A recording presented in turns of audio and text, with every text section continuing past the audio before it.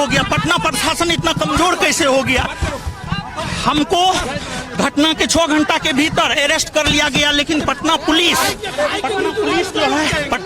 जो है 72 घंटा का समय मिला, लेकिन फिर भी फैजल खान को अरेस्ट नहीं किया गया है। और कुछ नेताओं का संरक्षण फैजल खान को प्राप्त है, कुछ नेताओं का संरक्षण फैजल खान को प्राप्त है। और एकदम नार्को टेस्ट होना चाहिए फैजल खान का। पटना पुलिस बिक चुकी है फैजल खान के हाथों। पटना पुलिस फैजल खान के हाथों पटना पुलिस बिक चुकी है। और कदम कुआं थाना में करोड़ों रुपया फैजल खान ने हमारे अरेस्टिंग के लिए बहाया है।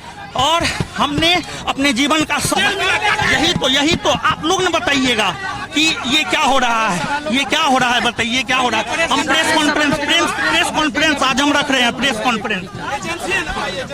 सर अभी भाई के पास जाएंगे। अभी भाई के पास सर गाँव जा रहे हैं और प्रेस कॉन्फ्रेंस जल्द रखेंगे। नार्को टेस्ट होना चाहिए। मैं घर नहीं जाऊंगा अभी जब तक मैं अपने भाई को न्याय नहीं दिला देता हूं। मैं घर नहीं जाऊंगा। अति शीघ्र आपको सूचना मिलेगा। मैं